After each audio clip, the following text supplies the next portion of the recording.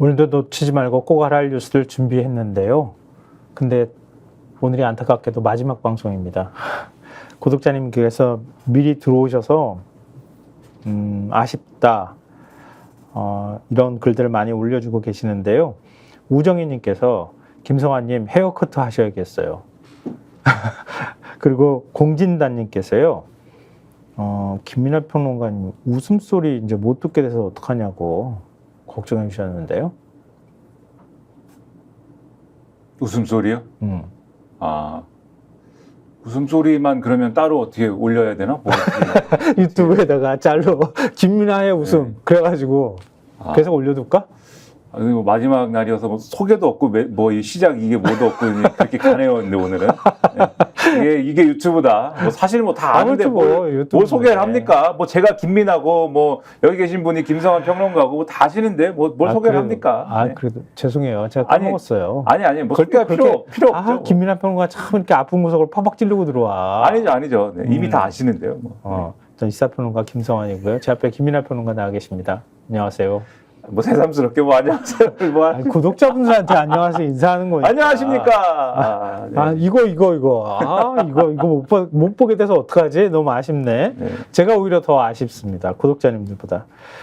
오늘도 역시 아침 이런 시간인데도 불구하고 많은 분들이 들어와 계시고요. 또 휴가 떠나신 분들도 계실 텐데 휴가 가셔서도 스콕스 보시러 들어오신 분도 계시고 아쉽습니다. 하여튼 오늘 열심히 한번 달려보겠습니다. 오늘은 또 인사청문회 때문인가요? 9시 40분에는 저희가 방송을 마쳐야 된다고 얘기해서 좀 스피디하게 속도감 있게 좀 가야 될 것 같고요. 마지막인데 뭐 소회라든가 뭐 또 그동안 뭐 또 느낀 점이라든가 이런 말씀도 많이 해주셔야 되거든요. 김성환 평론가님이.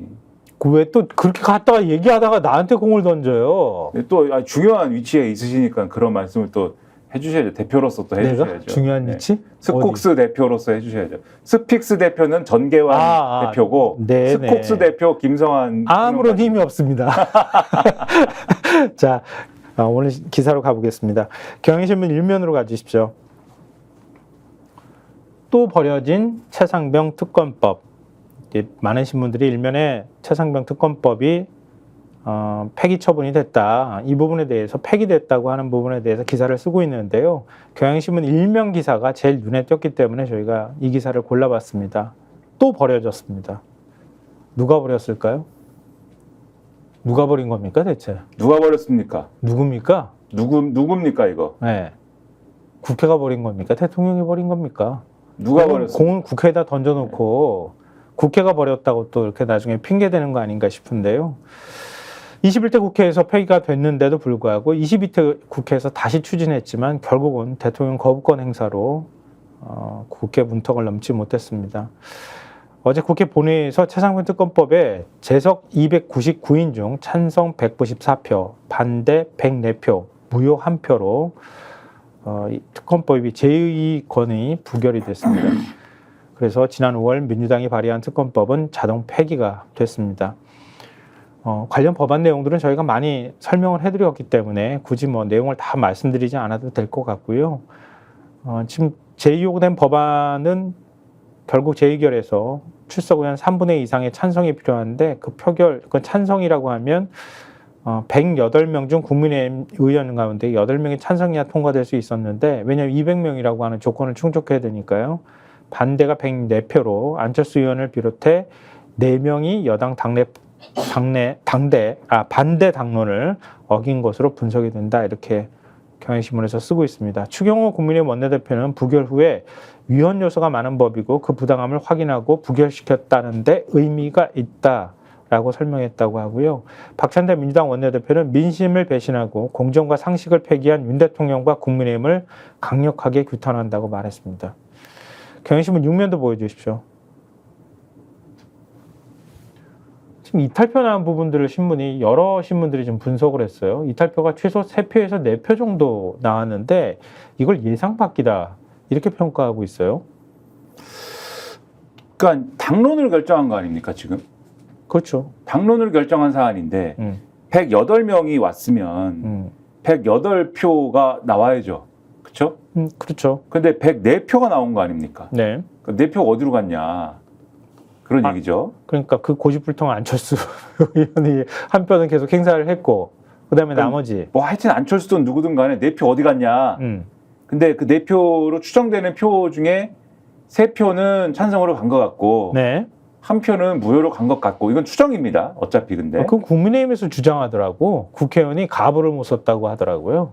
근데 그거는 한자 뭐 부를. 검표하면서 확인하는 사안이니까 뭐 이거를 뭐 거짓말할 수는 없을 텐데 네. 부를 썼는데 이 부를 한자를 잘못 쓴 게 이제 무효다라고 이제 하는데 네. 근데 그 부를 뭐 쓰는 것도 사실 그 잘못 쓸 수가 있습니까? 부를 그걸? 모르지. 한자 모르는 사람 있을 수도 있지. 아니 근데 거기에 아니 친절하게 문자에다가 입구자를 써야 되는데 입구자 안 썼다는 거 아니에요? 그런 얘기인데 친절하게 안내를 해준단 말이에요 그거를. 야, 그렇지. 표결하기 전에 그렇죠. 실수하지 마십시오. 그렇죠. 그러면서. 그리고 한자를 모르시겠으면은 네. 한글로 써라. 한글로 써도 되거든요.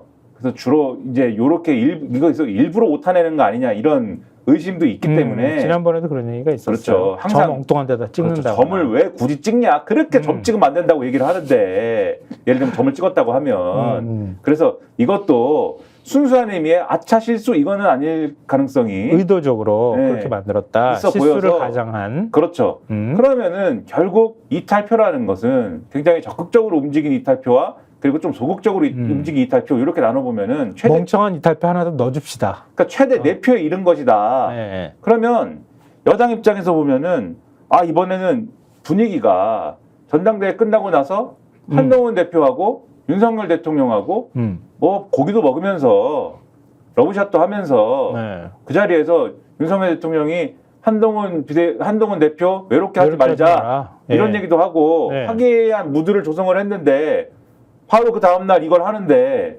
그럼 거기다 당론 사안인데 그럼에도 지금 4표가 이탈표가 나온 거거든요. 4표만 이탈표가 더 있었으면은 이거는 넘어갈 뻔한 거거든요. 그렇죠. 그러니까 이게 예상 밖이다. 이런 얘기가 여당 내에서 나오는 그런 상황이다. 뭐 이런 얘기입니다, 이게. 앞으로 이제 표결할 일이 굉장히 많을 것 같거든요. 계속 거부권 행사에서 돌아오는 재표결이 계속 이루어질 수밖에 없는 거잖아요. 뭐 하다못해 오늘 조국 혁신당에서 윤석열 특검법 발의한다는 얘기가 나오고 김건희 특검법도 어제 발의를 민주당에서 했다고 하거든요. 아마 다 제2요구권을 행사할 가능성이 높고 방송사법도 지금 필리버스터 하고 있는데 이것도 역시도 마찬가지잖아요. 통과되고 난 다음에 결국은 윤 대통령이 거부권 행사할 가능성이 굉장히 높기 때문에 미리 초선들 단단히 해라. 글씨 쓰는 연습부터 시켜라. 그러니까 국민의힘은 사실 이 파장이 생길까 봐 초선 의원들이 이게 또 표결 처음 해보니까 좀 실수 좀 했나 보죠. 이렇게 해야 되는데 그걸 누가 그건 믿겠어. 국민이 창피하잖아. 그러면은 실수했다고 하면. 지금 뭐 뭉개고 넘어가려고 하는 것 같은데 상황은 그렇게 녹록지 않다. 그리고 찾기도 사실은 쉽지 않은 일이에요. 누가 이거를 그러면 이탈을 했는지를 찾아가지고 그 사람을 단도를 해야 될 거 아닙니까? 무기명인데 뭐 어떻게 찾겠어? 그렇죠. 일단 필적 대조하는 거야. 필적 대조. 일단 의심되는 거는 이 오늘 언론 보도 쭉 보면은 의심되는 거는 그동안 안철수 의원은 뭐 확실히 근데 이거는 입장을 확실히 뭐 입장이 있으니까 네, 안철수 의원은 상수인 것 같고 네. 나머지 2명에서 3명을 찾아내야 되지 않습니까? 그렇죠. 근데 그동안의 발언이나 이런 것들을 토대로 보면은 한지아 의원, 김재섭 의원 뭐 이런 사람들이 일단은 의심이 된다라고 하지만 가서 그럼 물어볼 거 아니에요. 기자들이 바로 이 사람들한테는. 근데 김재섭 의원은 계속 보셨지만은 지난번에도 반대표 던졌어요. 한동훈 이후에는 한동훈 대표가 전당대회 출마한 이후에는 자 우리는 이제 제3자 추천 특검법 얘기가 있으니까 민주당 안에는 다 반대표 던질 거야. 이런 모드로 돌아섰기 때문에 김재섭 의원은 나는 반대했는데요. 이렇게 얘기를 하고 있대요. 그리고 한지아 의원의 경우도 물어봤더니 반대 찍었습니다. 이렇게 얘기를 한대요 또. 그럼 누구라는 거야? 그렇죠. 그럼 누구냐? 한동훈 혹시? 네? 혹시 한동훈? 아니 한동훈이 뭐 어떻게 들어올 수가 없구나. 누구로 변장해가지고 다른 한동훈의 아바타 변장해가지고 그러니까 근데 의심할 때는 결국 친한 게 아니야 뭐 이렇게 되는 거잖아요. 그렇죠. 손가락질을 하게 되거든요. 이러면은 경향신문에 보면은 아까 말씀하신 기사에 보면은 김용태 국민의힘 의원이 YTN 라디오에서 친한계가 8명 이상인데 제3자 특검법이 발의됐을 때 친한계가 어떤 생각을 갖고 있는지도 이제 중요한 것 같다 이런 식으로 얘기를 하는데 근데 친한계가 8명 이상이다라고 생각을 하는 것도 사실은 정확한지를 따져봐야 돼요.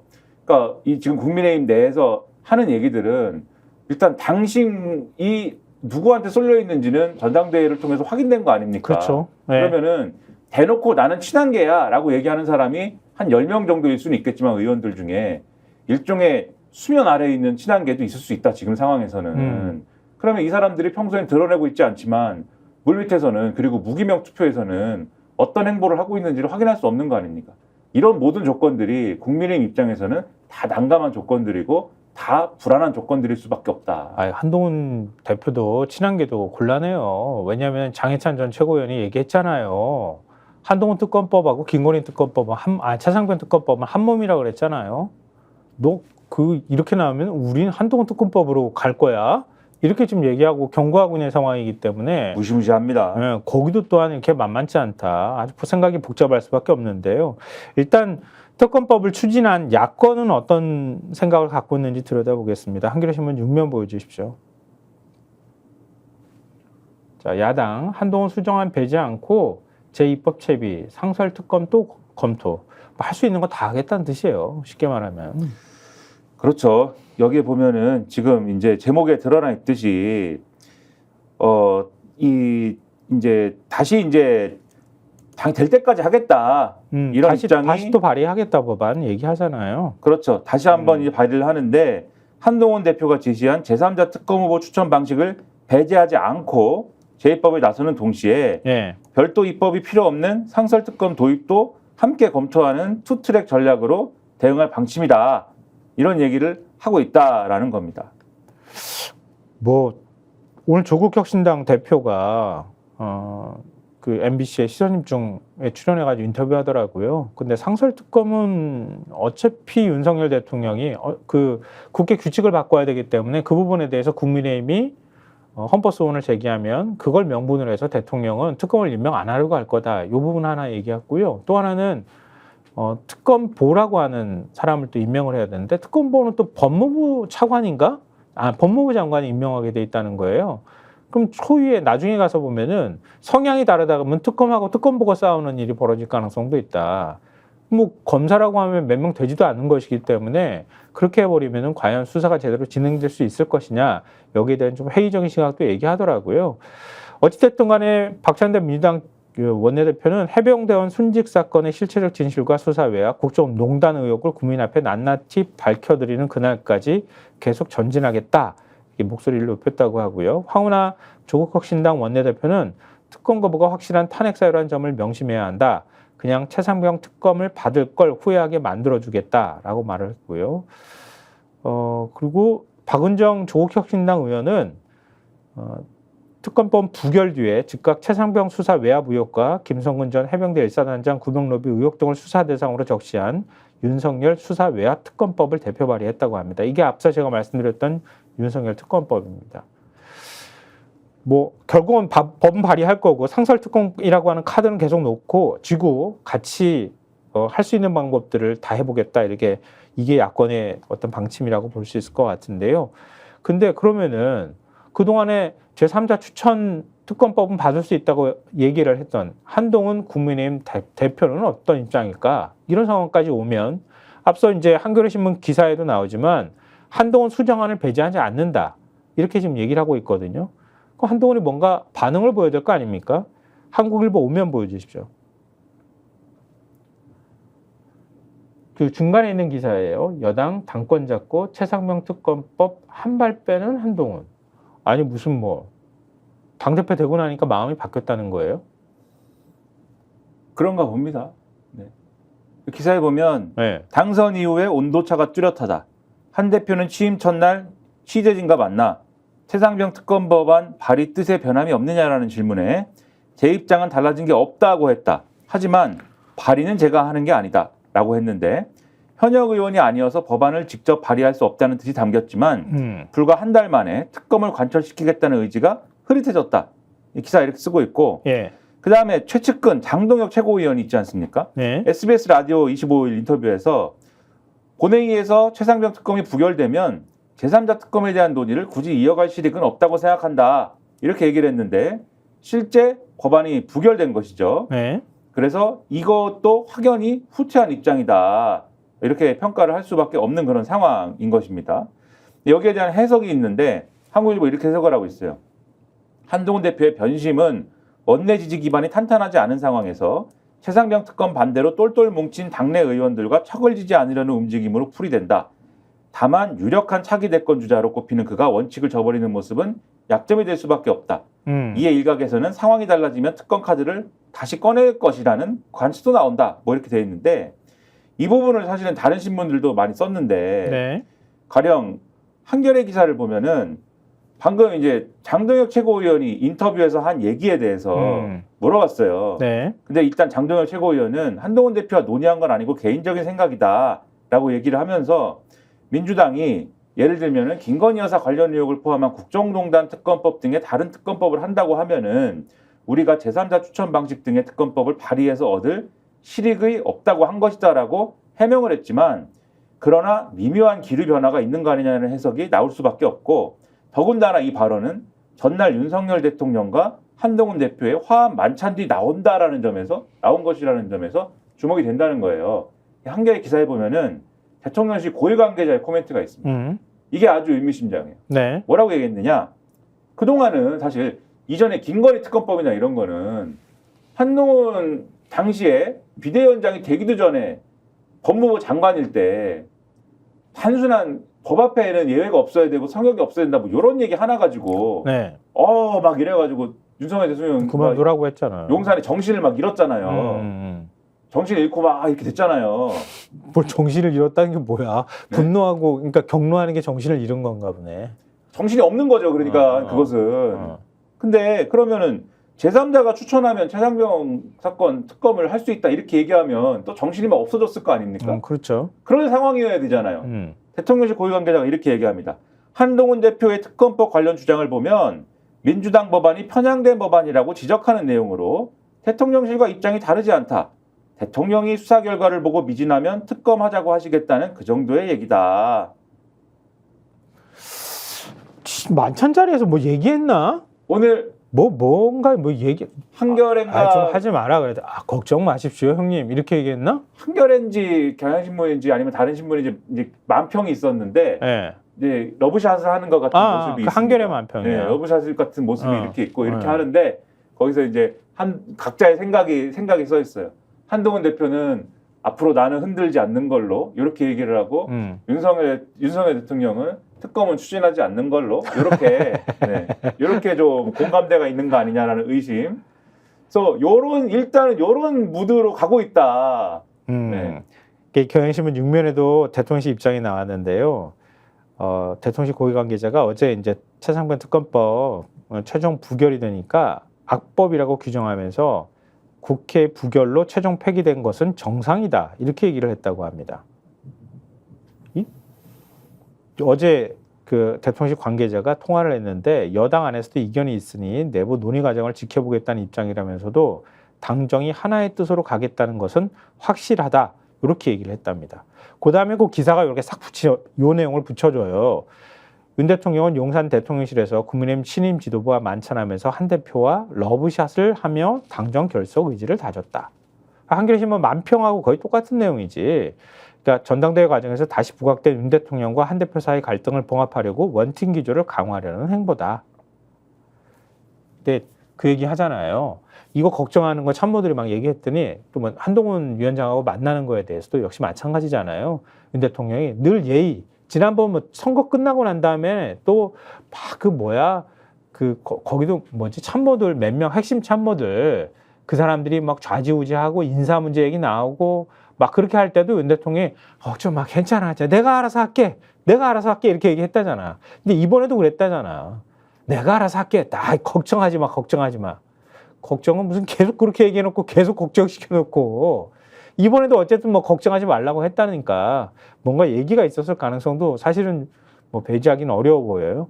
그러니까 당분간 글쎄 야권에서는 계속 압박해 들어갈 텐데 한동훈 대표가 입장을 바꿀 수 있을까? 이런 생각은 좀 살짝 들긴 하네요. 근데 결국은 입장을 이렇게 발을 빼면 계속 이제 그걸 가지고 얘기를 할 거 아니겠습니까? 궁지에 몰리겠지. 제3자 추천 특검법 하겠다더니 어디 갔습니까? 계속 얘기할 거 아니에요. 네. 근데 오래된 이제 구력이 있는 정치인 같으면은 이거를 계속 무시하고 가거나 이런저런 뭐 논리로 피해 가거나 할 텐데 네. 한동훈 대표는 그런 스타일 아니지 않습니까? 그리고 지난 전당대회에서 확인했듯이 반드시 자기가 긁히면 남을 긁어야지 되는 스타일 아니에요. 그래서 맞아. 제가 볼 때는 요 범야권 입장에서는 계속 이렇게 건드리다 보면 뭐가 나올 것 같은데 이런 기대를 갖게 만드는 그런 캐릭터여서 그런 점에서 뭔가 기대해 볼 만한 게 있다 지금. 네, 이런 생각이 우리 듭니다. 어렸을 때 그런 거 있잖아요. 너 뭐 이렇게 장난치듯이 이렇게 한번 긁으면 꼭 한번 해줘야 되잖아. 그러니까 말이에요. 뭔가를 하지 않을까. 굉장히 그런 부분에서 민감한 분이잖아요. 인터넷에서 욕먹고 이런 거. 그거 참지 못하지. 인터넷에서 얘기 나오고 참지. 이런 거. 그렇지. 못 참지. 아주 민감해가지고 그거에 어떻게든 반응을 하거든요, 이분은. 그러면은 우리 얘기 좀 해주자. 인터넷 이거로 좀 바꾸라고.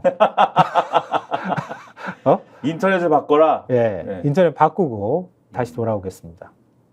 왜 아직도 3년 넘게 같은 통신사 인터넷 계속 쓰세요? 설마 바꾸기 귀찮다고 복잡하다고 그냥 쓰고 계신 건 아니시겠죠? 인터넷 비교원! 인터넷 가입 시 47만원! 결합까지 적용하면 최대 200만원 상당의 요금 할인 혜택을 받을 수 있습니다. 유심 변경 시 추가 혜택이 주어집니다. 물론 이 모든 게 설치 당일 지급됩니다. 365일 언제든지 상담 가능하고 3년마다 놓치면 후회하는 혜택 절대 놓치지 마세요. 인터넷 비교원 통해 인터넷 가입하고 지인에게 홍보해주세요. 본인 추천을 통해 가입한다면 5만원이 추가로 지급됩니다. 지금 네이버에 인터넷 비교원 검색 후 3초 만에 견적 내고 비교해보세요. 한동훈 위원장, 인터넷 비교원 꼭 기억해 두십시오. 인터넷 비교원이라는 곳이 있습니다. 인터넷 TV 가입할 때 최대 47만 원, 정수기 렌탈 시 최대 30만 원, 총 77만 원까지 최대 혜택을 받으실 수 있다고 합니다. 한동훈 위원장은 돈 많아서 별로 이런 거 신경 안 쓸 것 같긴 한데 우리는 굉장히 신경을 쓸 수밖에 없는 거거든요. 인터넷 엄청난 돈이죠. 그럼요. 인터넷 TV 가입 원할 때 인터넷 비교원에서 기억해 주십시오. 365일 연중 무휴 상담 가능하다고 하고요. 네이버에 인터넷 비교원 검색하시거나 1670-2571로 전화하시면 된다고 합니다. 그래, 한동훈 위원장 좀 이런 거라도 좀 바짝바짝 잘 해줬으면 좋겠네. 자, 우리 좀 화제를 좀 바꿔가지고요. 그렇게 되면은 야당 입장에서는 뭔가를 해야 되는 상황이잖아요. 지금 야당도 그러니까 어제 국회에서 이 의결을 하려고 한 게 최상병 특검법이 있었던 거고, 네, 그다음에 방송법 개정안이 있었던 거지 않습니까? 맞아요. 방송사법. 지금도 사실 요 필리버스터 계속 하고 있으니까 상정했더니 필리버스터 지금 하고 있는 거거든요. 네. 그런 상황에서 사실 필리버스터를 하고 있는 것도 하고 있는 거지만 또 이 상황이 지속되면서 어쨌든 요걸 처리해도 또 거부권 행사하고 이렇게 가고, 그다음에 이 과정에서 또 이 방통위는 또 이진숙 방통위원장 후보 청문회를 합니다마는 임명 강행할 것이고, 임명 강행하게 되면은 또 2인 체제에서 마구 또 결정할 것이고, 이런 상황으로 막 갈 거지 않습니까? 그러니까 방통위를 대통령 임명직 자리 2명만 달랑 임명해 놓고 계속 지금 운영할 수 있었던 게, 지난번에 제가 방통위법 말씀드렸잖아요. 회의 성원 요건이 2명이거든요. 그러니까 2명은 남겨놔야 되는 상황인데, 방통위원장이 결국은 지금 공석이 된 상황이니까 지난번에 마지막으로 김홍일 전 위원장이 마지막으로 역사적 과업을 수행하고 가셨잖아요. MBC 박문진, 이사진 공고를 딱 그렇게 회의를 급조해가지고 내고 가셨어요. 그러니까 이제 공모 절차가 지금 진행 중이거든요. 이진숙 후보자 어떻게 하더라도 대통령은 임명할 가능성이 매우 높거든요. 그러면 임명하면은 제가 볼 때는 일주일짜리 방통위원장이거든, 저거. 근데 일주일짜리인데 왜 저 사흘이나 저렇게 고생을 하는지 모르겠어. 일주일짜리 방통위원장이 사흘 동안 인사청문회 당하고. 제가 인사청문회를 사흘 동안 하는 거는 사실 처음 봅니다. 왜냐하면 예전에 전례가 있긴 해요. 국무총리인가 누군가 했던 거 사흘짜리를 본 것 같긴 해요. 아니 근데 원래 장관은 장관은 안 하지. 보통 하루 하는 거고, 하루 끝나지. 지금 말씀하신 게 국무총리 후보자인 거지 않습니까? 네. 국무총리 후보자 이틀 하는 건데 아마 이틀 했는데도 뭐가 잘 안 됐거나 부족했거나 해서 하루 연장하자 뭐 이렇게 아마 했을 거예요. 그래갖고 3일이 된 사례일 텐데, 이분 같은 경우는 애초에 장관급 후보자인데 하루로는 이건 도저히 지금 이 어떤 검증을 할 수가 없는 얘기들이어서 이틀 합시다라고 합의를 한 것도 이례적이었는데, 그 이틀 동안도 계속 침대 축구로 이관하니까는 야, 이거는 이틀 갖고도 안 된다. 대답하지 않겠습니다. 하루 더 할 수밖에 없다. 하루가 지금 연장돼갖고 오늘도 한다는 거 아니에요 지금. 그러니까 이런 너무 몸이 축날까 봐 걱정된다. 이런 분이 어디 있습니까? 예? 역사적 과업을 수행하기 위해서 오신 분이라니까요. 무슨 설명을 그 계급장 달고 또 다른 자리를 차고 가실 거야. 무슨 설명을 해야지 이런 게 어디 있습니까? 내가 볼 땐 다음번 지방선거 때 출마한다. 틀림없이 출마하려고 덤빌 거다. 이게 딱 그렇게 온 사람이에요. 예전에 제가 좋은 인상 가지고 있었던 시절이 있었다고 말씀드렸잖아요. MBC 내부 기자들도 마찬가지로 그런 얘기를 하는데요. 이런 자리들을 계속 가기 위해서 저런 식으로 사람을 자기 스스로를 바꾼 사람이기 때문에 별로 신경 안 쓰고 갈 텐데 문제는 야권에서 쓸 수 있는 수단이 별로 없다는 거예요. 회의 성원 요건 2명을 못 맞추게 하려면은 방법은 부위원장을 탄핵하는 거예요. 왜? 지금 달리 방법이 없다는 거예요. 그래서 민주당이 지금 직무대행 맡고 있는 이상현 부위원장에 대한 탄핵 소추안을 당론으로 기습 발의해서 본회의에 보고를 했어요. 보고를 하니까 그 다음에 이제 다음번 본회의에서 표결에 들어가야 되잖아요. 그러니까 이상현 부위원장이 바로 또 사표낸다는 얘기를 또 하더만 바로 사표낼 거예요. 이렇게 나오는 마치 준비했다는 듯이 이제 그런 일들이 어제 벌어졌습니다. 그러니까 대통령실과 국민의힘은 헌법과 방통위법상 탄핵은 기관장에 대해 가능하기 때문에 부위원장은 탄핵 대상이 아니다. 법적 근거가 없는 헌정질서 파괴행위다. 이렇게 반발을 했다고 합니다. 방통위법에 그렇게 돼 있기는 하다고 하네요. 근데 권한대행도 거기 포함되는 거 아닌가? 안 네. 되나? 사실 그 부분이 애매하긴 하죠. 자기들 멋대로 다 법대서 해석 다 해가지고 2명이서 다 의결도 하면서 제가 말씀드렸잖아요. 제적의원의 과반의 동의를 얻어야 되는 거거든. 근데 제적이라는 게 원래 정원은 5명인데 2명만 제적이니까 제적의원의 과반은 1명만 찬성해도 우리는 의결할 수 있어. 이렇게 꼼수 부리고 위헌 위법을 저지르는 게 자기들이면서 그렇죠. 참 근데 이제 따박따박 따진다. 법만 따지면 그러니까 이런저런 맥락을 다 이게 해설을 좀 해드려야 되니까 나 동아일보 1면 보여드렸으니까 5면까지 같이 보여드릴게요. 거기에 또 내용이 나와요. 예. 이런저런 맥락을 다 빼고 이 법에 대해서만 일단 뭐 해설을 하면은 법에는 뭐 그렇게 돼 있긴 합니다. 예. 방통위 설치운영법 제6조 5항에 보면은 국회는 위원장이 그 직무를 집행하면서 헌법이나 법률을 위배한 때에는 탄핵의 소추를 의결할 수 있다. 그냥 이렇게만 돼 있어서 예. 뭐 일단 부위원장이라든가 뭐 상임위원에 대한 탄핵은 없는 거고 그 다음에 위원장에 대해서 탄핵을 할 수 있는데 위원장의 직무를 대행하고 있는 사람에 대해서 뭐 탄핵을 한다든가 이런 거는 이제 없는 거고 그리고 일반적으로는 이분은 어쨌든 부위원장이라는 직함은 갖고 있지만 방통위 상임위원인 거잖아요. 상임위원 중에 부위원장의 직을 보임을 하는 거지 않습니까? 네, 대통령 임명 몫의 상임 부위원장인 거지. 그렇죠. 예. 그러니까 이런 부분을 보면은 사실 법적으로 탄핵의 근거가 있는 거냐 없는 거냐는 그러니까 그 직을 가지고 있으면서 위원장의 직무를 대행할 뿐인 어떤 상태니까 탄핵의 법적 근거가 있는가 없는가는 논란의 여지가 있어 보여요. 그래가지고 사실 민주당에서 이 부분과 관련돼서도 그러면 직무대행을 하는 경우에도 탄핵이 가능해야 된다라는 취지로 법 개정이 필요하다. 이게 있었거든요, 사실. 네, 김현 의원이 그렇죠. 발의한 적이 있어요. 그렇죠. 그래서 이런 것들이 애매한 거를 확실하게 하기 위해서 법 발의를 하기도 했던 것인데 어쨌든 이런 부분이 쟁점이 될 수도 있는 상황입니다만 법만 보면은. 근데 뭐 사실은 그런 쟁점이 될 사이가 없어 내가 볼 때는. 그래서 제가 법만 보면은이라는 단서를 그래서 붙인 거죠. 근데 지금 상황은 정치적으로 쭉 흘러가는 상황이란 말이에요. 그래서 요거는 탄핵, 그러니까 지금 2인 체제에서 마구 의결을 하니까 그럼 여기에 대해서 대응할 수 있는 여러 가지 수단이 없으니까 네. 그러면은 요걸 막기 위해서 어쨌든 좀 무리인 어떤 지적이 나오더라도 요런 권한을 써야겠습니다. 이제 야당이 이렇게 나오는 거고 그러면은 요거에 대해서 법적으로 되냐 안 되냐를 논하기보다는 여당 입장에서는 이것도 직무 정지나 일단 이렇게 해놓고 헌법재판소 가서 이게 법적으로 이유가 없느냐 따져야 되잖아요. 근데 네. 직무가 정지되는 것을 우리는 못 참는다. 빨리 하고 싶은데. 빨리 MBC 빨리 바꿔가지고 네. MBC 빨리 장악해버리고 싶은 거지. 빨리 박문진 이사를 말리고 바꾸고 싶은데 바이든하고 날리고 싶은데. MBC 사장을 바꾸고 싶은 거지 네. 사실은. 네, 바이든 하고 싶은데. 그래가지고 그거는 그럼 빨리 그러면 이상임 부위원장을 방통위 상임위원회에서 사퇴를 시키고 대통령은 방통위 상임위원을 대통령 몫으로 다시 한번 그냥 임명을 해버린다. 이건 인사청문회 되고 뭐 필요 없잖아요. 네, 그냥 바로 임명할 준비하고 있어요. 네, 지금. 바로 임명을 해버리고 그 다음에 이진숙 후보자는 또 임명 강행해버리고 제가 볼 땐 길게는 한 다음 주면 임명할 수도 있어. 그렇죠. 임명 강행해버리고 네. 그래서 바로 난 2인 체제 만들어버린 다음에 2인 체제에서도 다 가능하다 이렇게 또 밀고 가겠다. 이게 이제 여당과 대통령실의 요 구상이다. 네. 그 다음에 또 새 방통위원장 탄핵 들어가면은 새 방통위원장 또 임명하는 그렇죠. 거야. 벌떼야구 하는 거죠, 이제 또. 그렇게 하고 난 다음에 또 인사청문회 또 해.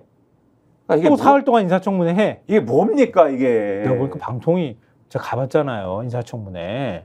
근데 맨날 우리가 TV로 볼 때나 이럴 때는 막 욕하고 막 그러지만 국회의원들 진 빠지기는 하겠더라.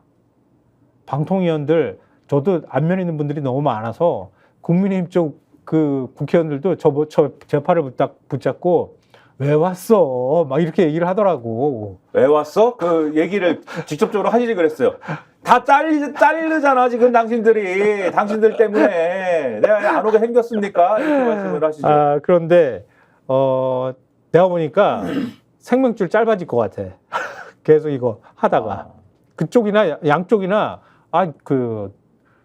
최민희 의원도 살이 더 많이 빠졌더라고. 그러니까 거기 앉아서 악다구니 쓰는 분들도 사실은 이게 힘들어요. 내심 얼마나 힘들겠어요. 그게 진 빠져. 쉽게 할 수 있는 일이 아니거든요. 그게. 맞아. 극한 직업이긴 해. 하기는 해야겠고 이게 뭡니까 이게? 참.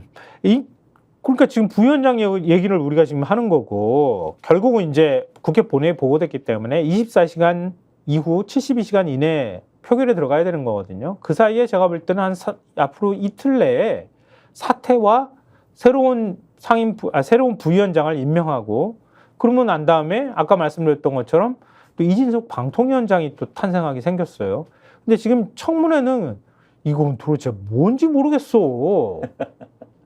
아니 뭘 말을 해도 뭐 통해야 말이지. 대화가 돼야 청문회를 하지. 다 아니라고 하고 다 내가 맞다고 하는 이런 청문회를 하고 있습니다. 예? 지금 한겨레신문 8면 보여주십시오.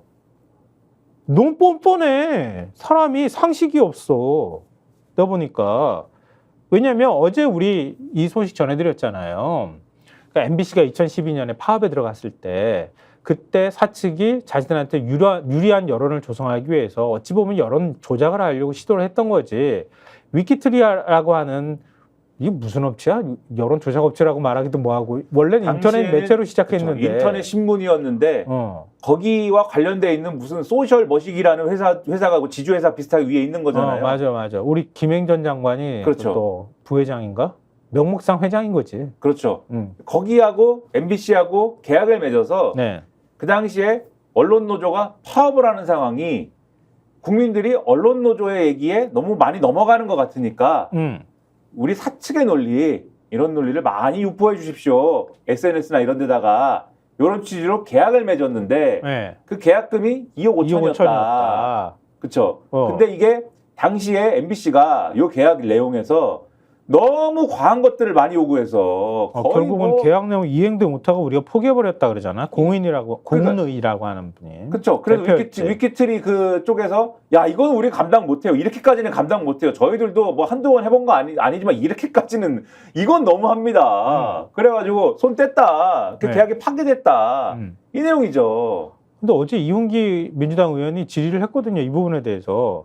MBC 내부에서는 트로이컷 보안 프로그램 있잖아요. 그거 내부 구성원들한테 이거 다 의무적으로 까는 거야. 뭐냐면 회사 앱이야. 뭐 이렇게 설명하고 난 다음에 보안을 위해서 보안 프로그램을 설치하라고 기자들한테 시켰어요. 그래서 기자들이 깔고 나니까 자기들이 그걸 다 뽑아가 버렸어. 정보를. 이게 뭐냐면 트로이컷이라는 프로그램을 설치하라고 그래서 보안 프로그램이라고 필수적이라고 그래가지고 깔았는데 이 깐 사람들 중에는 언론노조 조합원들이 다수 포함되어 있었을 거 아닙니까? 회사 직원들이니까. 그럼요. 근데 알고 보니까 이 프로그램이 하는 역할이 이 직원들이 외부로 이메일을 보내거나 자기들끼리 메신저를 뭐 주고받거나 하는 내용들을 중간에서 가로채가지고 회사의 중앙 서버로 보내는 역할을 하는 프로그램이에요. 그래서 사측에서 이 사람들이 무슨 대화를 나눴는지 이메일로 뭘 보냈는지를 사측이 다 열어볼 수 있었고 그 열어본 내용 중에는 언론 노조의 전략이라든가 노조 내 내부 이 논의 내용이라든가 이런 것들이 다 있었다. 그래서 이 과정에 관여한 것이 이진숙 후보자여서 이게 민사로 가가지고 이진숙 후보자가 아마 이 배상을 했거나 그랬을 겁니다. 아마 이진숙 후보자는 그걸로 처벌받지는 않았는데 대법원까지 가서 이 형사 판단이 나온 거예요. 이건 불법이라고 판단을 한 거야, 대법원에서. 관여한 사실이 있는 거예요, 이진숙 후보자. 네, 거기에 관여한 사실이 있는 거고. 어떻게 근데 기소 대상에서 쏙 빠졌어. 능력이 있는 사람 같아 보이긴 하는데 어찌됐든 이 부분에 대해서 질문을 한 거예요. 어제 집중적으로 질문을 했더니 이 후보자가 이렇게 얘기를 했어요. 회사 문을 닫아야 할 엄청난 상황이 발생해서 위기 관리를 하려고 한 것이다. 아니 대법원에서 유죄 판결을 받았잖아요. 그렇게 아니 그거는 나중에 받은 거고요. 당시에는 회사가 이런 위기 상황이었기 때문에 회사 위기 관리를 하려고 했던 거예요. 아니 대법원에서 아니요 그건 그때 상황이고요. 나중에 있었던 일이고요. 당시에는 그런 행위를 해도 괜찮았다고 얘기를 하는 거예요. 대법원에서 불법이라고 얘기했는데 당시 우리는 그렇게 할 수밖에 없었어요. 해도 되는 거였어요. 야 이거 어떻게 얘기를 논리를 어떻게 얘기해야 되는 거야? 탄압이라고 얘기를 하는데 무슨 얘기를 하는 거예요 지금? 야 저는 차라리 관여하지 않았다고 하든가. 그게 낫잖아 설명을. 그리고 더 황당한 거는 법인카드 막 호텔에서 뭐 5천만 원씩 쓰고 막 했다는 거 아니에요? 그렇게 했는데 그 사람들한테 회사 경영을 위해서 막 열심히 영업 활동한 것처럼 얘기를 했거든요 그동안에. 근데 실제로 영업 활동한 게 없다며. 광고 수주권이 한 건도 없고 협찬 2건 딴 게 전부라면서 뭔 활동을 했다는 거야? 그럼 대체 실패했습니다 이렇게 또 얘기하겠네. 많이 사들이기는 했으나 광고를 안 주대요. 근데 대전 MBC는 최대 실적을 기록했다며. 허튼데 쓴 거예요. 허튼데. 그래 의심이 됩니다. MBC 내부 관계자가 정동영 의원한테 뭐 얘기를 해줬다잖아요. 오마카세를 먹었는데 그게 방문진 여권이사들하고 먹었다지 않습니까? MBC 본사 사장이 되기 위해서 열심히 청탁하고 다녔던 거다. 뭐 이런 얘기까지 나오기 때문에 대전 MBC 실사까지 간다고 하니까 한번 좀 지켜보도록 하죠. 아까 우리 이제 근데 이게 여론 조작? 공작? 아니면 유리한 환경 조성? 뭐 여러 가지 어떤 것이든 간에 MBC 내부를 사찰하고 그리고 밖을 향해서는 MBC를 뭐라고 할까? 적극적으로 홍보하고 자기들의 입장을 얘기하려고 하는 그런 움직임을 보였던 사람이 거꾸로 공원연이라고 하는데 시민단체에 아주 중요한 역할을 했더만요. 그러니까 이 모든 지금 이진숙이라는 분이 왜 방통위원장으로 와야 되냐. 그리고 왜 김민아, 김성환 이런 사람들은 방송에 별로 나오지 않거나 아예 못 나오고 이러고 있느냐에 대한 답이 있어요. 이게 한겨레 아까 보신 팔면을 다시 한번 보여주세요. 어제 사람들이 나를 걱정해주는 얘기를 많이 했어요. 너 이제 완전 찍혔어. 팔면을 다시 한번 보여주세요. 그렇게 얘기를 하더라고요. 누가 왜 찍었는지가 여기 나옵니다. 한겨레 팔면 공원연, 한상혁 고발이 신호탄, 대통령, 여당과 방송장악 분업. 예? 저기 이걸 이 기사 읽으면 우리는 열받아요. 그게 공원연이라고 하는 시민단체가 있는데요. 김장겸 의원, 그 인사청문위원이에요. 공원연 고문 출신이고요. 이진숙 후보자는 공원연 발기인 출신이라고 합니다. 근데 공원연이 뭔 일을 벌인 거예요? 무슨 짓을 했느냐? 윤석열 정권이 출범을 했는데 문재인 대통령이 임명한 한상혁 방통위원장 임기가 1년 넘게 남았던 상황 아닙니까? 네. 시작하자마자 그런데 권성동 당시 국민의힘 원내대표가 그 자리에 앉아있는 것 자체가 후한무치한 거고 자리 욕심으로 비칠 수 있고 윤석열 정부 국정철학에 동조하고 있지 않으니까 당연히 물러나야 된다 이렇게 주장을 했고 윤석열 대통령이 출국기 문답에서 이게 국무회의에 그분들을 다 부를 필요가 없다라는 취지의 그런 얘기를 하면서 임기가 남아있지만 자기가 알아서 판단할 문제이다. 그러니까 사실상 자진사퇴 압박을 했단 말이에요. 이때. 블랙리스트네. 그런 상황들이 있었는데 그런 얘기를 본인들이 그냥 뭐 하고 말았으면은 뭐 그런가 보다 할 텐데 바로 보수 성향 언론 시민단체 직접 행동이 이루어지기 시작합니다. 자기 손에 피 묻히기 싫으니까 공원연 통해서 둘러가지고 온 거지. KBS와 MBC 내의 보수 성향 노조가 한상혁 위원장을 방송법 위반으로 고발을 했고 그 다음에 KBS 노조 등 20개 단체가 감사원에 국민감사를 청구했고 공정언론국민연대가 검찰에 고발을 하고 감사원과 검찰 수사도 막 진행이 되는데요. 이러한 공정언론 국민연대 줄여서 공언련의 행위는 결국 한상혁 전 위원장의 해임이라는 결과를 낳은 겁니다. 그리고 한상혁 위원장이 면직이 되고 나니까 방통위가 개편이 된 것이고 네. 그러면서 공영방송 이사진 교체 작업에 신호탄이 된 거고요.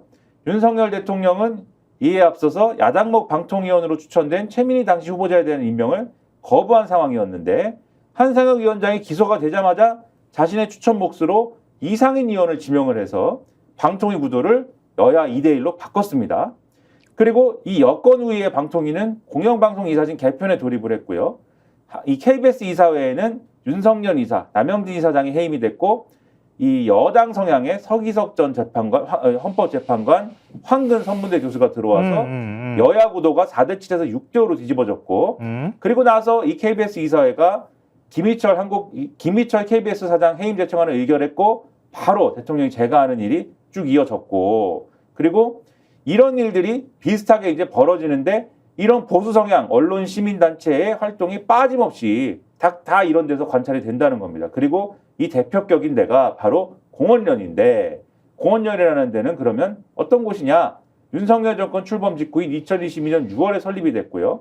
앞서 말씀드린 KBS 노조, MBC 3노조 등의 방송사 보수 성향의 노조와 시민단체가 속한 연합단체입니다. 네. 출범식에 박성중 전 국민의힘 의원이 찾아가서 여러분 덕에 선거에서 이겼다. 감사 인사를 한 바 있고 김장겸 전 MBC 사장이 지금 의원이시지 않습니까? 네. 공원연 앞서 말씀하신 대로 공원연 고문 출신, 이진숙 후보자는 공원연 발기인 출신이라는 것이고 이 사람들은 한상혁 방통위원장 고발만이 아니고 MBC 대주주인 방송문화진흥회 감사원 국민감사 청구, 방송통신심의위에 대한 공익감사 청구, 그 다음에 방심위원이었던 정민영 변호사에 대한 권익위 고발 이런 활동을 쭉 벌이면서 전임 정권 인사들을 계속 흔들었고요. 이후 방심위에서 정현주 위원장, 이강복 부위원장, 정민영 위원이 다 해촉됐고 유일임 위원장 체제가 들어섰습니다. 그러면서 민원사주 의혹, 표적심의, 정치심의 논란이 불거졌고 남영진 전 KBS 이사장, 권태선 박문진 이사장 등을 겨냥한 권익위 신고 등도 이 공원령 참여단체가 실행을 했고 공동 취재단이 그래가지고 이 많은 일들이 몇 건이나 일어났는지를 세봤어요. 그러면 이거 네. 얼마나 한 거냐 이거를. 네. 공원연 등 보수단체와 국민의힘 미디어 특위의 사실상 같은 편이니까 성명, 집회, 기자회견은 윤석열 정부 출범 이후에 30건에 이르고 이외에 권익위 신고 4건, 감사원 감사 청구 4건, 검찰, 경찰 고소고발 7건 등 다 합치면은 45건을 이렇게 함께 이런 일들을 했다. 그리고 이런 공세는 국회의원 선거방송 심의 결과에서도 확인이 되는데 당시 선방위는 정권 비판 보도에만 집중적으로 법정 제재를 내리면서 표적 심의, 과잉 심의 논란을 부르지 않았습니까? 네. 근데 이때 선방위에 접수된 2023년 12월 24일부터 2024년 3월 20일까지 접수된 32건의 단체 민원은 모두 공원련에서 낸 민원이었고 정당 민원 149건 역시 모두 국민의힘 민원이었다라는 겁니다. 그리고 여기에 더해서 이 선방위에는 제일 황당한 거예요. 이게 공원련 공동대표 출신인 최철호 전 KBS PD 또 공원련 이사장인 권재홍 전 MBC 부사장 등이 위원으로 활동을 하고 했습니다. 자기들이 민원 내고 자기들이 결정하고 그리고 또 민원만 고발만 하면 권익위는 득달같이 결정하고 검찰은 뭐 권익위가 넘겨주길 마치 기다렸다는 듯이 자 던져 그리고 잽싸게 받아가지고 그것도 수사 들어가고 이 짓을 하고 있다는 거예요. 그러니까 막 이런 거예요. 공원련 그러니까 이 KBS나 MBC 내부에 있는 보수적 성향의 노조라고 하는 분들이 있지 않습니까? 이분들이 그러니까 즉 이명박 정권이나 박근혜 정권 때는 이 방송사의 실세였던 분들. 그치. 그분들이 지금 그러고 있는데 이분들이 공원련의 다 주요한 구성원들이에요. 근데 이분들이 문재인 정권 시절에 진행됐던 시사 프로그램들에 대해서 자기들도 노조라고 자기들 방송사에서 하는 내용을 모니터링 한다고 모니터링 보고서 같은 걸 맨날 씁니다. 그럼 거기 보면은 공원련 공인 좌파 김민하 평론가와 좌파 방송 진행자잖아. 그러니까 그 KBS 노조랑 그러니까 이 보수 성향의 KBS 노조 그다음에 MBC의 제3노조 이런 데서 내부에서 맨날 모니터링한 내용을 보면은 무슨 뭐 어이가 없다. 어이가 없어. 저도 뭐 네, 거기 진짜. 적혀 있습니다만은 어이가 없다. 진행자하고 무슨 평론가 이런 사람들은 완전히 악마예요. 그리고 입을 열 때마다 거짓말만 하는 사람들이에요. 그런 거를 쭉 쓰고 이 정권 들어와서는 그거를 표로 만들었습니다. 표로 맞아요. 만들어가지고 맞아. 성향 분석을 다 해가지고 김성환 파란색, 김민아 파란색, 장성철 까만색. 까만색이에요. 김용태 의원 지금. 김용태 의원 그때는 좀 미움받았잖아요. 근데 김용태 의원은 그러니까 다 이게 예고가 돼 있었어. 빨간색. 그래도 빨간색 칠해줬어요. 아 그래도 네. 의원인데. 그러니까 자기 편은 빨간색. 그 색깔도 자기 편 딱 맞춰가지고 깔맞춤 해가지고 빨간색. 상대편은 상대편인 것 같으면은 파란색. 예? 그렇게 분류해가지고 표를 만들어가지고 야 문재인 정권 방송이 이렇게 불공정해 막 내부에서 주장했습니다. 근데 이것까지는 내부의 활동이지 않습니까? 그렇다 치는데 이 표를 국민의힘하고 한 편이잖아요. 국민의힘 미디어 특히 이런 데 가지고 이런 데 받아요. 그래서 맞아. 국회에서 주장을 합니다. 박성준 의원 이런 사람들이 막 주장을 해요. 어디 기관장 뭐 하나 받았다는 것 같던데. 네, 주장을 이 표를 들고 흔들면서 김민아 미디어스 출신입니다. 민동기 미디어오늘 출신입니다. 좌파입니다. 이런 얘기를 해요. 실제로 한 얘기입니다. 이거. 그래, 맞아. 그런 얘기 막 하고 이런 얘기 막 하니까 공원련 이런 데서 이걸 근거로 해서 방심이나 이런 데 심의를 막 넣습니다. 근데 아까 뭐라고 그랬어요? KBS 노조, MBC 제3노조 다 공원련 소속이라고 그랬잖아요. 자기들이 내부에서 모니터링하고 자기들이 같은 편인 국민의힘에다가 국회에서 얘기하게 하고 자기들이 민원 넣어서 심의하게 하고 근데 방심위 가면 누가 앉아 있습니까? 공원련 출신의 심의위원이 앉아 있어요. 또 공원련 출신의 심의위원이 그걸 의결을 하고 그리고서 지금 방통위원장도 공원련의 핵심 역할을 하신 분이 방통위원장으로 하고 이게 뭐예요 이게 지금 그 결과 김성환, 김민환 굶어 죽게 생기고 지금 내가 중간에 자르고 싶었지만 자를 수가 없었어. 이게 너무 시간 뒤에 지금 너무 많은 것들이 있어가지고 이게 오늘 제일 그렇게 중요한 게 이게 굶어 죽게 생겼다 지금. 예? 사람이 있잖아. 이슬을 먹고 살아도 고기는 숙이면 안 되는 거야. 아무리 그래도 예? 굶어 죽게 만들면 안 되는 겁니다. 사람을 아무리 그래도 예? 아 진짜 어제 그래가지고 그러니까 양쪽에서 왜 나왔어 이렇게 물어볼 때 왜 나오긴 굶어 죽게 생겼으니까 나. 밟히면 그래도 꿈틀이라도 해야지요. 그런 얘기를 했는데 그렇게 해가지고 선방위까지 올라갔어요. 민원을 집어넣으면 선방위가 막 그냥 두드렸잖아. 법정 제재 먹고 뭐 온갖 조치들을 다 해버렸는데 그럼 그거 가만히 있을 수가 없잖아요. 방송사 입장에서는. 그러니까 우리한테 개인한테 돌아오는 피해도 있지만 방송사한테 1차적으로 피해가 돌아가잖아요. 그래서 방심위 결정이 이게 선거방송심의위원회하고 방송통신심의위원회 이렇게 두 개 심의를 하는 기관이 있거든요. 그 심의에 대해서 이거 부당하다 그래서 이걸 가처분 효력정지 해달라고 신청을 한 거예요. 근데 13건을 신청을 해서 11건이 인용이 됐대요. 가처분 신청 2건은 아직 결과가 나오지 않았다고 합니다. 그럼 결과 나오지 않은 것까지 따지면 어떻게 되겠어요? 법원에서 다 패했다는 얘기예요. 말도 안 되는 논리로 제재 내렸다는 얘기가 되는 거거든요. 한겨레신문 신면에서 이 내용을 보도를 하고 있어요. 네, 말씀하세요. 제목이 이렇습니다. 법원 여권 비판 총선 보도 법정 제재 제동 방송사 효력정지 신청 21건 중 19건 인용. 이게 무슨 얘기냐.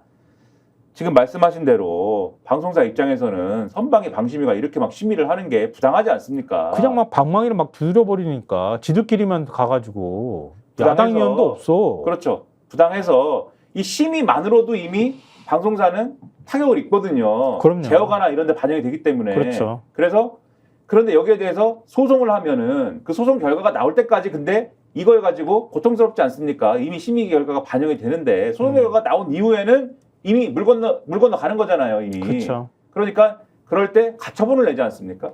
효력정지 신청을 내는데 총 어쨌든 21건을 심의를 했더니 법원에서 심의를 했더니 19건에 대해서 야 일단 효력정지 시켜.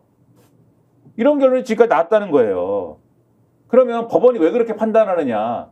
기본적으로 무리하게 진행했다라고 하는 거에 대해서 인정될 가능성이 있다라고 보니까 네, 맞아요. 방심이나 선방위가 그러니까 일단은 효력정지 시키고 본안소송 나올 때까지는 일단은 보세요 이렇게 판단하는 거 아닙니까? 얼마나 무리하게 심의했는지 완전히 억지 논리로 심의했는지가 여기서 다 드러나는 거죠. 그럼 우리 권익위 얘기도 해볼까요? 경향신문 12면 보여주십시오. 그러니까 권익위도 한편이 된 거야. 요런 아까 저희가 그 구조를 말씀드렸잖아요. 어떻게 자기들끼리 치고받는지. 아니 핑퐁식으로. 권익위한테도 역시 마찬가지고 권익위도 이런 식의 결정을 하는 건데요. 유일인 방송통신심의위원장 많은 분들이 아마 얘기 들어서 아실 거예요. 청부민원 이거 집어넣어가지고 자기 가족하고 지인 동원해가지고 민원 집어넣고 거기에 대해서 또 심의하는 막 이런 일들을 벌여왔는데 이걸 권익위가 들여다봤던 거 아니에요? 그런데 청부민원이라고 하면 아까 제가 가족이라고 말씀드렸잖아요. 이런 사람들이 의심스럽습니다. 그러면 권익위가 이런 고발이 들어오면은 민원이 들어오면은 그럼 가족 관계를 살펴봐야 될 거 아니에요. 그래야 이 사람하고 관계가 있는지 없는지를 알 수 있는 거 아닙니까? 이해 충돌이 발생하니까. 근데 가족 관계도 확인을 안 했다며? 확인을 안 하고 아무 문제가 없다고 판단한 거 아니에요. 오히려 그 민원을 넣은 방심위 직원을 오히려 문제 삼았잖아요. 그러니까 말입니다. 그러니까 이 권익위 회의록을 천준호 의원실이 입수를 해가지고 그걸 경향신문이 이제 기사를 쓴 것인데 회의록을 보면은 한 의원이 가족인지 아닌지를 확인하려면 가족관계 증명서를 제출해야 되는데 지금 제출하지 않고 있다는 겁니까? 라고 물었는데 네. 권익위 실무자가 그렇습니다. 라고 답을 했다는 거고요. 네. 이어서 본인이 동의를 하지 않아서 제출하지 않았다는 겁니까? 물어보니까 또 실무자가 그렇습니다.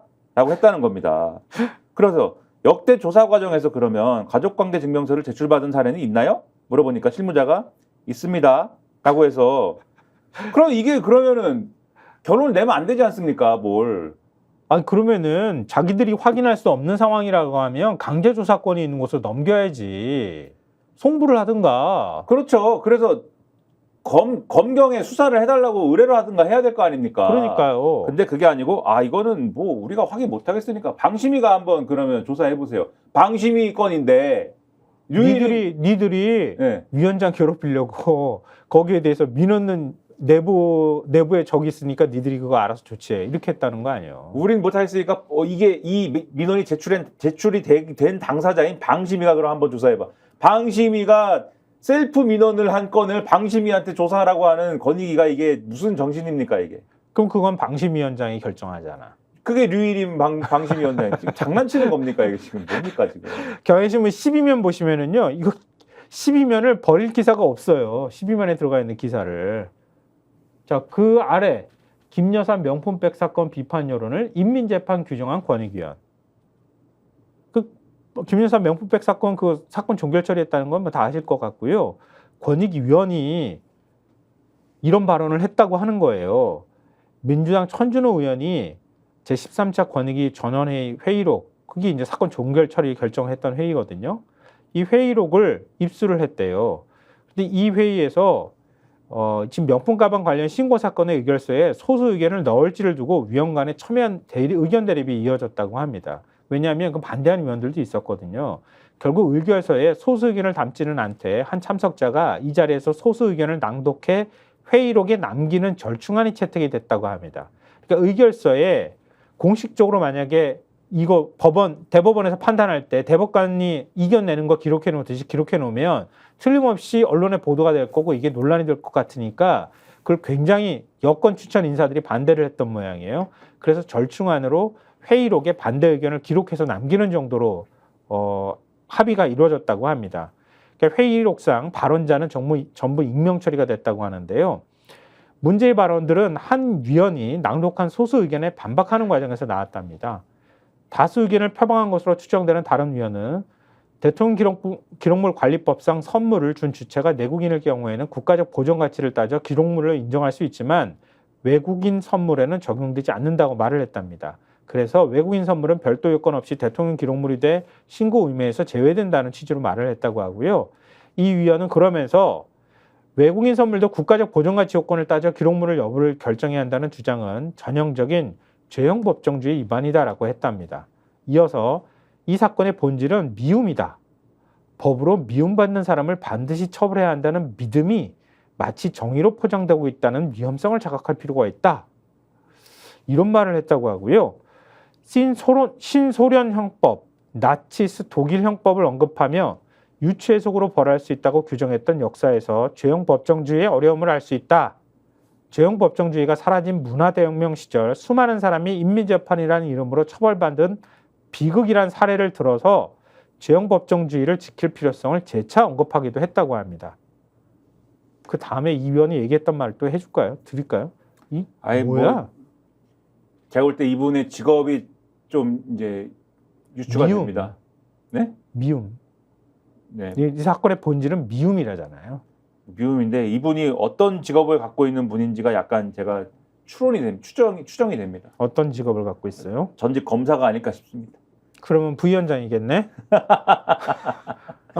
전직 검사나 뭐 이런 위원장이 이렇게 얘기 말하지는 않거든 보통. 이런 직업을 가진 분이 부위원장이구만. 아닐까. 아, 네. 근데 전직 검사는 죄형 법정주의 얘기하는 것까지는 이해를 하겠는데 법으로 미움받는 사람을 반드시 처벌해야 한다는 믿음이 마치 정의로 포장되고 있다는 위험성을 자각할 필요가 있다. 이 검사의 용어예요? 아니 이런 종교인의 얘기를 용어 아니야? 심리학과 용어인데? 아니 이런 얘기를 써먹을 때만 이런 맥락에 써먹고 싶을 때만 이런 얘기를 합니다. 꼭 그래. 검사 출신들이 음. 자기들이 진짜로 이 얘기를 자기들이 들어야 될 때가 있잖아요. 이런 얘기를 그래? 그러면은 이런 얘기를 들어야 될 때가 있는 사례가 따로 있지 않습니까? 이런 그러니까. 얘기를 해야 되는 사례는 그 따로 있지 않습니까? 12면에 그 버리기 없다고 얘기를 했던 게 또 있어요. 기사가. 12면 한번 다시 보여주시면 좋겠어요. 김건희 윤 대통령 명품백 받고 1년 지나서 알았다. 제목은 이렇게 된 건데 어제 기사 통해서 많은 분들이 접하셨을 거예요. 김건희 여사가 검찰 수사 받으면서 이 미움 때문이었을까? 미움받고 있다는 걸 알기 때문이었을까? 심려를 끼쳐 국민들에게 죄송하다고 말했다고 김 여사 변호인이 얘기를 했네. 방송에서. 그러면서도 지금 명품백 받고 1년 지나서 알았다는 것도 얘기를 한 모양이죠. 윤석열 대통령이 몰랐다 그때는 그런 얘기죠 뭐. 윤 대통령 알았다 그러면 처벌 대상이 되는데 그러면 그렇다고 그래 얘기를 하겠냐 설마. 그러니까요. 아니 받아가지고 와서 장롱 속에다 잽싸게 넣어놨었겠지. 그렇지 않아요? 일단 만나 틀린 날은 열어봤고 일단. 네. 그렇지 일단 이분들의- 풀어서 헤쳐보고 네, 이분들의 아 주장에 뭘 따르면. 줬어? 조그마한 파우치야. 갖다 줘. 너나 바로 돌려주면은 최재형 목사 마음이 상할 수 있으니까 크기가 좀 큰 걸 주지 기왕 줄 네. 거면. 바로 돌려주면은 마음 상할 수 있으니까는 나중에 돌려줘. 예. 그랬다 그렇게 주장했으니까. 근데 검찰 조사에서 심려를 끼쳐 국민들에게 죄송하다고 얘기했는데 검사는 또 그걸 진술서에 남기지 않은 건 또 뭐야? 아니 그리고 거기서 왜 사과를 하냐고요. 근데 그 사과를 검사한테 하는 사과입니까? 원래 대국민 사과는 대통령도 국무회의 자리에서 해요.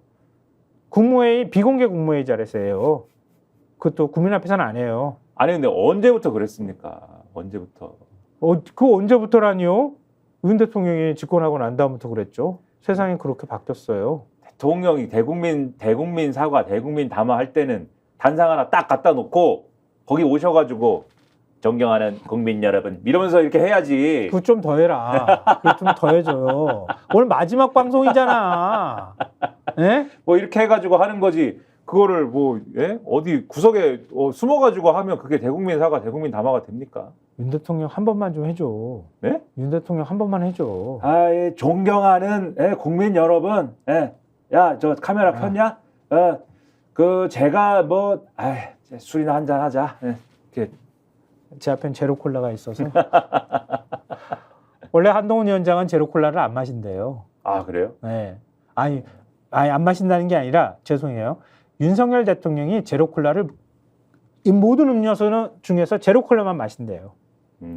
그래서 만찬장에 제로 콜라가 있었던 건 한동훈 위원장을 배려하는 게 아니라 윤 대통령이 좋아하는 음료라서 둔 거래요. 아, 그럼 한동훈 대표는 제로콜라를 안 마셔요? 아니요, 마실 수도 있겠지만 제가 그래서 잘못 얘기했다고 말했는데 윤 대통령이 좋아하는 음료라는 거예요. 그러니까 한동훈 이렇게- 위원장을 위해서 해놓은 게 아니라는 그러면 거지. 한동훈 대표는 거기에 길들여졌나 보네요. 왜냐하면 한동훈 대표가 술자리에서 제로콜라 마신다라는 기사는 이전부터 많이 나왔거든요. 그치, 윤 대통령하고 같이 술자리에 갔을 때 물어봐야겠다 나중에. 제로콜라 혹시 좋아하세요? 이렇게. 저는 안 좋아하는데요? 이렇게 해버리면 모든 게 의문이 해소되잖아. 처음에는 좋아하지 않았습니다만 윤석열 대통령과 함께 회식을 하면서 억지로 먹기 시작했어요. 그러면서 좋아하게 됐다고 저는 생각합니다. 좀만 더 하면 더 좋겠다. 아니 근데 이렇게 하는 검찰이 경향신문 10이면 다시 한번 보여주십시오. 검찰 김의경 씨의 벌금 300만 원 구형했답니다. 이 사건은 피고인이 이재명 전 경기지사를 민주당 대선 후보로 당선되게 하기 위해 전현직 국회의원 배우자를 매수하려 한 범행으로 기부행위 금액과 관계없이 죄질이 중하다. 벌금 300만 원을 구형해 주십시오. 이렇게 얘기를 했답니다. 2012년 8월 2일 서울의 모 음식점에서 당 관련 인사 3명, 자신의 운전기사, 변호사 등에게 10만 4천 원 상당의 식사를 제공한 혐의로 불구속 기소가 됐는데 이렇게 검찰은 얘기한답니다. 선고 공판은 다음 달 13일이랍니다. 제가 더 설명 안 드려도 아실 것 같습니다. 선거법 위반은 저는 선거법 위반은 했다면 사실관계 따져야 됩니다. 근데 했다면 잘못한 게 맞아요. 어쨌든 간에 후보 배우자에 대해서. 근데 뭐요? 아까 뭐라고? 이게 뭐라고 그랬어요? 검찰이. 검찰이 전현직 국회의원 배우자를 매수하려고 한 범행. 그러니까 이재명 전 경기지사를 민주당 대선 후보로 당선되게 하기 위해서 전현직 국회의원 배우자를 매수하려고 한 범행으로 기부행위 금액과 관계없이 죄질이 중하다. 10만 4천 원을 사주면 5명한테 즉 김영란법에도 안 걸려. 5만 원이 한 끼 식사비가. 10만 4천 원 어치 밥을 사주면 매수가 되고 이재명 경기지사가 대선 후보가 됩니까? 이게 뭐예요, 이게. 이렇게 물어보잖아요. 그럼 그렇게 얘기해요. 권력 안 잡은 그걸 원망해. 날 원망하지 말고. 그냥 선거법을 위반했다고 하는 거지. 예를 들면 그렇게 기소를 했으면. 이게 뭡니까, 이게. 우리가 하다 보니까 9시 34분이에요. 이젠 인사할 때가 다 됐어요. 그러게 말입니다. 네.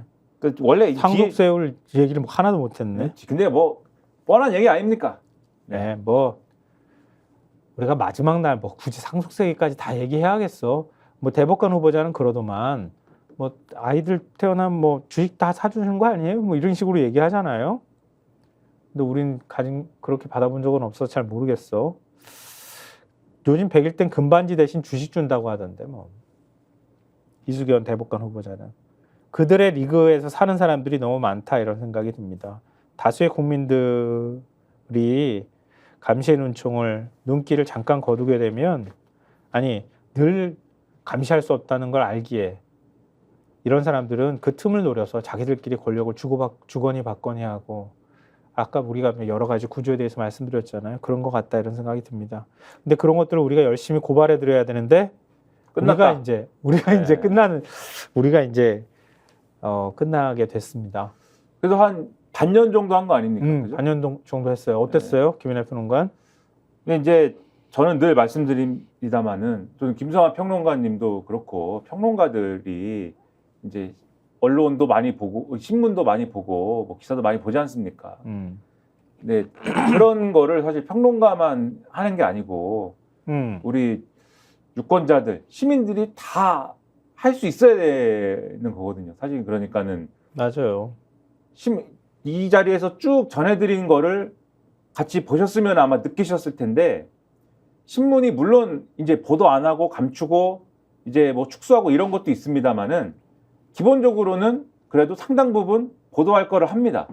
보도할 거를 하고 그래요. 우리가 다 찾아가지고 그거를 능동적으로 우리가 찾아서 능동적으로 해석을 하면 이제 이 사람들이 다 문장을 예를 들면 좀 이상하게 쓰거나 축소해 놨거나 이렇게 좀 감춰놔서 그렇지 보면 찾아낼 수 있거든요. 지금 상황이 맞아요. 어떤 상황이다라는 거를 네. 알 수가 있거든요. 그러면은 사실 신문 6개를 우리가 딱 6개만 갖고 한 거잖아요. 지금까지 물론 그 외에 중요한 게 나오면 방송도 보고 했습니다만 네. 근데 신문 6개를 우리 유권자들이 시민들이 저희가 아침에 계속 봤던 것처럼 한 2시간을 꼼꼼히 볼 수 있는 그런 세상이라고 하면은 제가 볼 때는 훨씬 더 민주주의가 잘 될 거예요. 진짜 품이 너무 많이 들긴 해. 그렇죠. 좀 힘들긴 한데 근데 할 수 있다면 그런 여유가 보장이 되고 그런 거를 할 수 있도록 하는 조건이 보장된다면은 네. 제가 볼 때 민주주의가 훨씬 잘 될 건데 다 그렇게 할 수 없다고 하면은 누군가는 그거를 또 잘 정리해 가지고 전달하는 게 중요하다 이렇게 생각을 해서 좀 힘들지만 열심히 했던 거거든요. 그래서 그런 마음들이 좀 얼마나 전달이 됐을까 그것이 좀 여러모로 저는 인생 다 좀 부정적인 사람이어서 조금 걱정이 되긴 하는데 조금이라도 전달이 됐으면은 어땠을까 하는 마음이 들고요.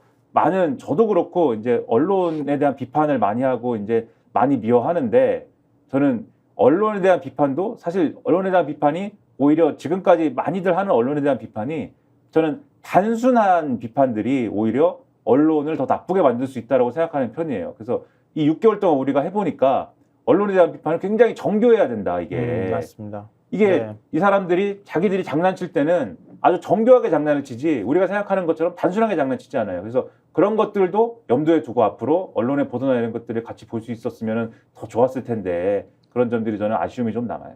저는 김민하 평론가한테 마지막 방송에서 배신감이 느껴집니다. 무슨 배신감이? 방송 들어오기 전에 저보고 인사해야 되는데 길게 하지 마라. 평상시에 말 길게 하는데. 아니 저 그렇게 얘기 안 했습니다. 뭐야? 그래서 나 말 안 하고 지금 말 아니죠. 자제하고 있었는데 자기 혼자 길게 쫙 다 얘기했잖아. 저 길게 하지 말라고 하지 40분에 않고 끝내야 되는데 38분이야 지금. 길게 하지 말라고 하지 않고 김성환 평론가님은 길게 하실 것이다. 중원본 하지 말라는 뜻이었죠. 아니죠. F의 감성으로 구독자님들께 그 아름다운 마음을 전달할 것이다. 저 이렇게 얘기했죠. 소설과 같은 방식으로 말씀하실 것이다. 1분 남았어 1분. 지금 4분 얘기하고 나 1분밖에 최대- 없어 시간이. 최대 45분이라고 그랬어요. 좀 40분 좀 넘겨도 돼요. 약간은 자기 맘대로 시간을 막 늘렸다. 아니 약간은 넘겨도 된다고 그랬어요. 아까. 네. 아닙니다. 저는 이 얘기를 제일 먼저 하고 싶었어요. 굉장히 오랫동안 하고 싶었던 얘기인데요. 김민하 평론가한테 많이 배웠습니다. 아 저한테요? 네, 아 그럴 리가 있습니다. 아니요, 정말 많이 배웠고요. 이건 그래서 역시 배움은 나이와 상관없는 거구나 이런 생각을 많이 했고요. 둘째로는 이 시간에 아침에 저희도 물론 새벽부터 일어나서 준비를 하지만 매일매일 이 시간 아침에 유튜브에 들어와서 구독하시는 거 쉬운 일 절대 아니거든요. 근데 늘 들어와 주시는 분들이 와서 보시고 응원해 주시고 같이 공감해 주신 거에 대해서 너무 감사하다 이런 말씀 드리고요. 하나만 더 말씀드리자면, 그러니까 아까 말씀드렸던 것처럼 김민하 평론가 말씀에 저도 전적으로 공감하고요. 누군가는 해야 할 일이구나라는 생각을 제가 비록 몸이 괴롭지만 하고 난 다음에도 뿌듯한 마음이 들면서 그런 생각을 늘 하게 됐거든요. 그래서 우리 구독자분들도 그러니까 저희가 없더라도 그런 방식으로 김민하 평론가가 말씀드린 그런 방식으로 언론 보도를 자꾸 들여다보려고 노력하셨으면 좋겠다. 그게 매우 중요하다 이 말씀과 함께 또 이렇게 소중한 방송이 그냥 없어지는 게 너무 아쉽기도 하고요. 그래서 언젠가 또 기회가 된다면 어느 곳에서든 다시 한번 김민하 평론가를 만나서 배워가면서 계속 이렇게 신문 읽기를 했으면 좋겠다. 지금 아쉽지만 문을 닫아야 되지만 그럴 기회가 있었으면 좋겠다는 바람이 있어요. 그게 언제가 어떤 형식이 될지는 저도 잘 모르겠어요. 근데 꼭 저희가 아니더라도 다른 누군가 또 그런 시도를 했으면 좋겠다 이런 생각도 하고요. 하여튼 이제 인사할 때가 됐어요. 마지막으로 제가 조금 살아보니까 김성환 평론가만큼은 아니지만 조금 살았지 않습니까? 조금 살아보니까 남한테 뭘 배우고 있다 이렇게 말씀하시는 분들이 제가 볼 때는 제일 훌륭한 분들이었습니다. 김성환 평론가님은 굉장히 훌륭하신 분이다. 마지막에 인사하라니까 왜 갑자기 나를 향해서 인사를 구독자분들한테 인사를 하라고요. 구독자분들이 이걸 아셔야 된다. 김성환 평론가님 굉장히 훌륭하신 분이다. 네. 꼭 알아주시기 바랍니다. 자꾸 잘리기만 하고 뭘 만들지를 못해가지고 김민하 평론가도 그렇고 저도 그렇고 좀 그래가지고 죄송하고 좀 쑥스럽기도 하고 그런데요. 언젠간 만드는 일을 할 때가 오리라고 믿습니다. 네, 다시 돌아옵니다. 어디서든 어떤 형태로든 네. 다시 돌아옵니다. 네. 자, 우리 그냥 이렇게 앉아서 인사하기보단 일어서서 구독자분들한테 카메라 향해서 인사 90도로 폴더 인사 한번 하고 끝냅시다. 그냥 폴더 인사하고 끝냅시다. 네? 한동훈식 인사. 그렇지. 여기 지금 구독자분들도 막 정말 고맙다, 눈물 난다, 뭐 이런 얘기들 많이 써주셨어요. 아니 근데 제가 5년 동안 한 시사 그만둘 때보다 지금 왠지 더 짠한 느낌? 더 약간 울컥하는 느낌이 있어요. 그러니까 그만큼 사실은 애정도 쏟았고, 그만큼 제가 뭔가 감성을 이렇게 넣었던 것 같아요. 물론 시사에도 그런 생각이 있었지만, 이 짧은 시간이었지만 이 정도의 감성이 생긴다는 거는 아까 괜히 잘못 얘기해가지고 몰려. 뭐 감성적이니 어쩌니 이런 얘기. 하여튼 그거는 이제 각설하고 왠지 울컥해서 마지막으로 인사드리겠습니다. 아시죠? 일어나서 하자고요? 아 그럼요. 이건 또 예의지 않아. 아 근데 카메라 잡힌다. 자 그동안에 6개월이지만 구독자분들 감사했습니다. 전 시사평론가 김성환. 김민아였습니다. 네. 저희가 얘기할 때 오셔가지고 라이브로 관전하시기 바랍니다. 반드시 주변 사람들 데리고 오시기 바랍니다. 구독, 좋아요, 알림 설정 해주시기 바랍니다. 좀 살려주십시오, 저 좀.